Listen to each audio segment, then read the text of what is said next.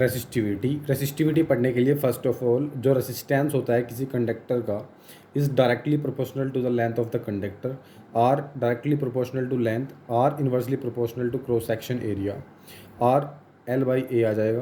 तो ये आ जाएगा R is equals to, proportional के साइन को उठाएंगे, आ जाएगा rho L by A.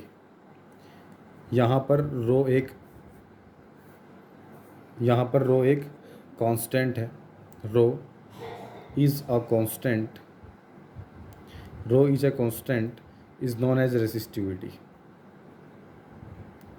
Is known as resistivity, is known as resistivity. इस रो को हम रेसिस्टिविटी के नाम से जानते हैं। और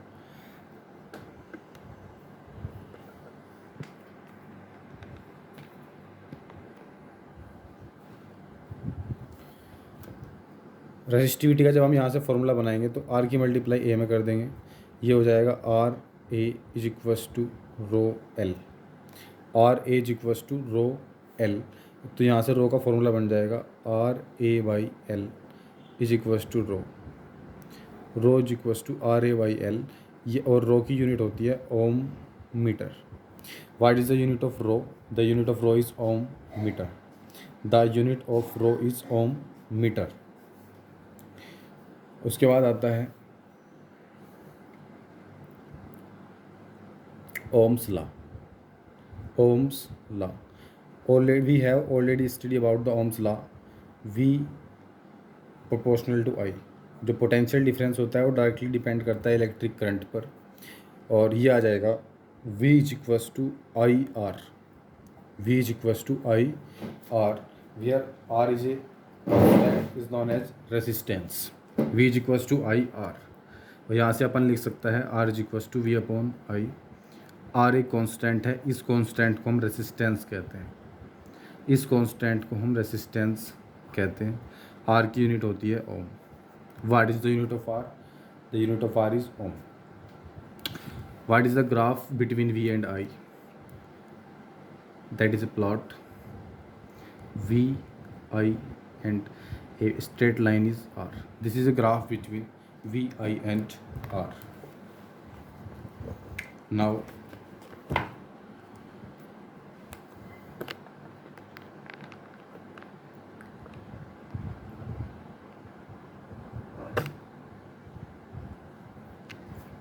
series combination of resistances. Series combination of resistances. Series combination of resistance का जो सीरीज कॉम्बिनेशन होता है उसमें हम रेसिस्टेंस को एंड टू एंड ज्वाइन करते हैं, एंड टू एंड ज्वाइन करते हैं। लाइक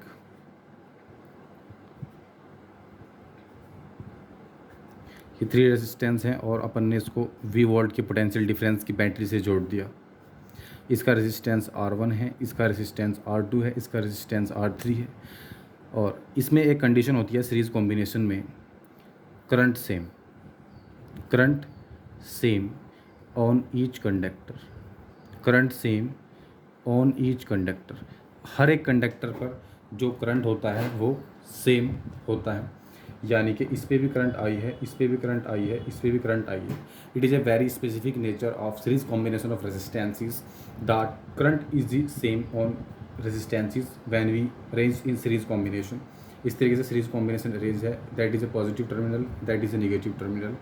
तो जो but V is distributed, V जो होता है पोटेंशियल डिफरेंस जो होता है V1 plus V2 plus V3 इस तरीके से डिस्ट्रीब्यूटेड होता है। इसका पोटेंशियल डिफरेंस V1, इसका V2 और इसका V3। देन V बराबर आ जाएगा total current I and total resistance E क्यों R। V1 हो जाएगा I, सब में सेम है, I R1 I R2 plus I R3, I R E Q is equals to I, यहाँ से जब अपन कॉमन लेगा तो R1 plus R2 plus R3, I से I कैंसिल हो जाएगा, R E Q is equals to R1 plus R2 plus R3। It is the equivalent resistance in series combination.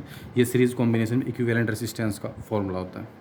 Parallel combination of resistances, parallel combination of resistance, parallel combination of resistance, parallel combination of resistance, resistance का parallel combination होता है जब इस तरीके से अपन resistance को add करता है। ये it is a combination of parallel combination of resistance, that is positive terminal, that is negative terminal, and the resistance of this conductor R1, the resistance of this conductor R2, the resistance of this conductor R3, V volt potential difference battery। इसकी एक पहचान होती है कि इसका potential difference V1, sorry इसका potential difference V, इसका भी पोटेंशियल डिफरेंस V, इसका भी पोटेंशियल डिफरेंस V। इसमें ईच रेजिस्टेंस पर पोटेंशियल डिफरेंस सेम होता है, but current is distributed as I1 plus I2 plus I3। Current सब पर डिस्ट्रीब्यूटेड होता है, यानी कि I is equals to I1 plus I2 plus I3। I is equals to होता है V by R, total E क्यों आ जाएगा, I1 हो जाएगा V by R1 because potential difference सब पे सेम है, I2 हो जाएगा V बाई R2 और ये हो जाएगा V बाई R3। अब यहाँ है V बाई आर ई क्यों इज इक्वस टू, यहाँ से V कॉमन ले लेंगे, 1 by R1 plus 1 by R2 plus 1 by R3 और V से V मर जाएगा, ये आ जाएगा 1 by R is equals to 1 by R1 plus 1 by R2 plus 1 by R3 और it is a formula of series parallel combination of resistances। 1 by R is equals to 1 by R1 plus 1 by R2 plus 1 by R3। It is the formula of parallel combination of resistances।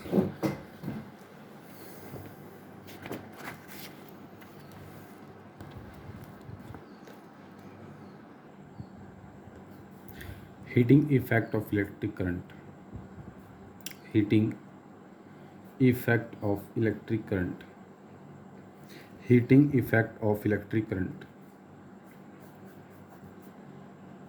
When current is flow, when current is flow in high resistance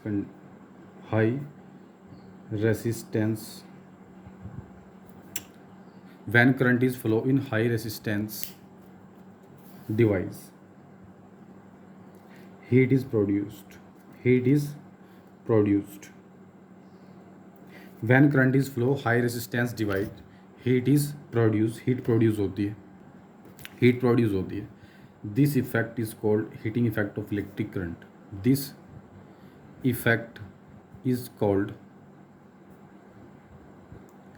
heating effect of electric current, this effect is called heating effect of electric current। The in which what is the heating effect of electric current, the heat is produced is directly proportional to I square, heat is produced directly proportional to time, or heat is proportional to I square T, heat is equal to I square R T। ये होता है heat produce का formula, H is equals to I square R T. This is known as heating effect of electric current और इसको Joule law भी कहते हैं। Unit होती है इसकी जूल, JOULE, जूल, जूल, इसको जूल लॉ के नाम से भी जाना जाता है। Heating effect of electric current, this is the heating effect of electric current. ठीक है, तो इस सबसे पहला आपने पढ़ा Q is equals to NE, this is quantisation of charge. उसके बाद सेकंड जो फॉर्मूला आपने पढ़ा, यहाँ पर पोटेंशियल डिफरेंस एक सिंपल लैंग्वेज में, V is equals to W/Q, unit होती है वोल्ट। एक फॉर्मूला आपने पढ़ा I is equals to Q/T, या फिर इसको ऐसे लिख सकते हैं NE/T, because I is equals to होता है क्यों बराबर होता है NE, तो I is equals to Q/T, I electric current होता है। उसके बाद आपने फॉर्मूला पढ़ा V is equals to IR, this is known as Ohm's law. उसके बाद एक फॉर्मूला आपने पढ़ा H is equals to I square R T, H is equals to I square R T, और जो ये H is equal to I square R T है, ये है heating effect of electric current यानी जूल लॉ। एक formula है P is equals to VI power, P is equals to I square R, P is equals to I square R, P is equals to I square R, P is equals to VI। एक और formula बना लें, I square ऐसे ही R बराबर होता है V/I, P बराबर VI है, तो तो क्यू बराबर N E, V is equals to W upon Q, I is equals to Q upon T, और V is equals to I R heating effect of electric current, H is equals to I square R T. That is the main formulae of the electricity. And Q बराबर N E is the quantization of charge where N is an integer, N एक integer है. इस type के numerical आप solve कर चुके हो और कुछ फिक्स वैल्यू पढ़ लेते हैं. The charge of an electron is -1.6 into 10 की पावर -19 कूलम. ठीक है. और the charge of proton is equals to +1.6 and 10 to the power -19 coulomb. Same charge repel and different charge attract. एक वर्ड आता है drift velocity. Drift velocity. What do you understand by the drift velocity?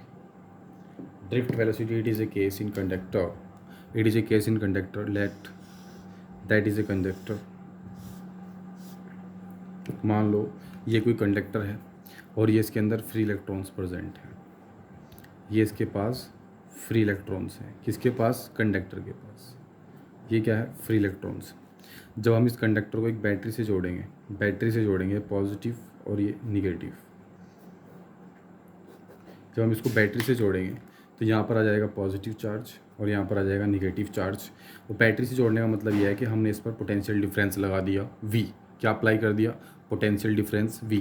अपन ने इस पर potential difference V apply किया तो electric field का जो डायरेक्शन होता है वो पॉजिटिव से निगेटिव की तरफ होता है. इलेक्ट्रिक फील्ड का एक इलेक्ट्रिक फील्ड बनता है यहाँ. और जो इलेक्ट्रॉन्स मूव करते हैं वो पॉजिटिव की तरफ, बिकॉज निगेटिव चार्ज पॉजिटिव की तरफ अट्रैक्ट होता है.